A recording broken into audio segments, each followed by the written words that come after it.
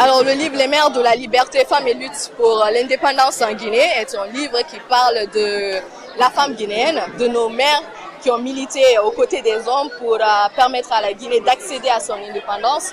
Mais en réalité, pas que, parce que ça ne se limite pas à ça. C'est aussi pour des femmes qui continuent de participer à la construction de notre cher pays, la Guinée, parce qu'elles n'ont jamais été en marge. Souvent, on pense, comme on dit, la femme, c'est que la cuisine. On a envie de rappeler que non, c'est pas que la cuisine. Les femmes, elles ont été là et elles continuent à être là, à participer à la construction de notre pays.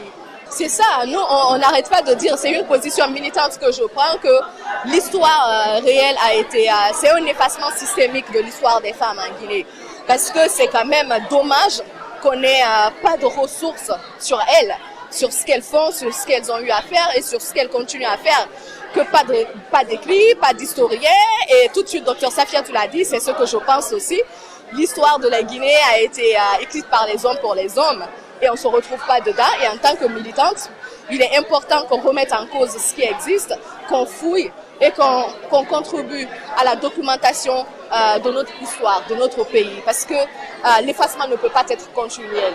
Et malheureusement, une histoire qui n'est pas écrite est une histoire qui est vouée à être effacée de la mémoire collective de toutes et de tous. Alors, c'est structuré en 5 chapitres, le livre.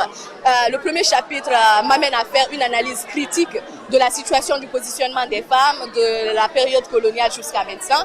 Le deuxième chapitre parle des femmes emblématiques pour dire que quand je prends les mères de la liberté, je n'efface en rien celles qui ont contribué, celles qui ont été mises en avant. Les Hadja Mafoulim Bangoura, les Mbalia et autres. Mais plutôt, j'aime dire, elles ont existé, il y a eu d'autres aussi qui étaient là.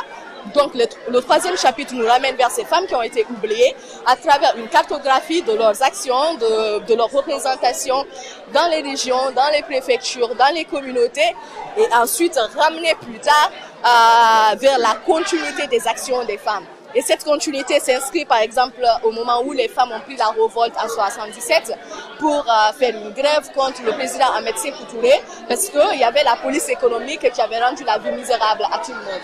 Ensuite, vous aviez le dernier chapitre qui parle des femmes actuelles qui sont revenues, qui prennent leur place et qui contribuent, qui essayent de pousser plus fort à la construction actuelle de la Guinée. Et puis un mot de conclusion pour dire, écoutez, aux jeunes sœurs, à mes sœurs, à mes amis, qu'on mérite notre place. C'est pas inventer ce qu'on est en train de faire. Ce qu'on fait, c'est parce que nos aînés l'ont fait. Il faut qu'on revisite notre histoire. Il faut qu'on s'inspire de la réalité et surtout qu'on y croit et qu'on continue sur cette lancée. Parce qu'on a besoin d'hériter de notre patrimoine. On a besoin de transmettre notre patrimoine. Quand on a un patrimoine, il y a un matrimoine à côté. Il ne faudrait pas qu'on oublie notre patrimoine culturel.